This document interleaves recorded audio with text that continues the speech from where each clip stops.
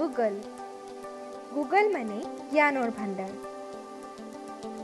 আমি জনা নজনা সকলো জিজ্ঞাসাৰ সমাহাৰ বিচাৰি পোৱা এই গুগলৰ নিৰ্মাতা আছিল ষ্টানফৰ্ড ইউনিভাৰ্চিটিৰ দুজন শিক্ষাৰ্থী। 1995 চনত ষ্টানফৰ্ড ইউনিভাৰ্চিটিৰ শিক্ষাৰ্থী আছিল লৰি পেজ আৰু চাৰ্গেই ব্ৰিন। ষ্টানফৰ্ড ইউনিভাৰ্চিটিত অধ্যয়নৰত অৱস্থাত লৰি পেজ আৰু চাৰ্গেই ব্ৰিনে এক প্ৰাইভেট কোম্পানী হিচাপে 1997 চনত 15 ছেপ্টেম্বৰ তাৰিখে গুগলৰ সূচনা কৰে। ই মূলতঃ আছিল এটি কলেজীয়া প্ৰজেক্ট, যিটো বৰ্তমান গুগল নামেৰে জনপ্ৰিয়।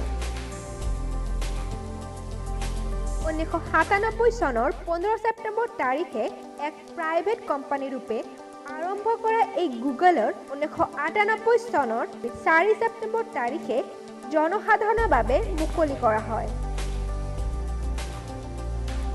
প্ৰথম অৱস্থাত লৰি পেজ আৰু চাৰ্গেই ব্ৰিনে ইয়াৰ নাম দিছিল বেকৰক। পৰৱৰ্তী সময়ত বেকৰক নামৰ পৰিৱৰ্তে গুগল নামেৰে নামকৰণ কৰা হয়, য'ত প্ৰতিটো ছেকেণ্ডত কেইবা হাজাৰো চাৰ্চ কৰা হয়। বিশ্বৰ সবাতোকৈ ব্যস্ত আৰু জনপ্ৰিয় চাৰ্চ ইঞ্জিন এই গুগলৰ পৰা ওৱান ক্লিকতে অতি কম সময়ৰ ভিতৰতে আমি লাভ কৰোঁ বিশ্বৰ প্ৰায় সকলো তথ্য।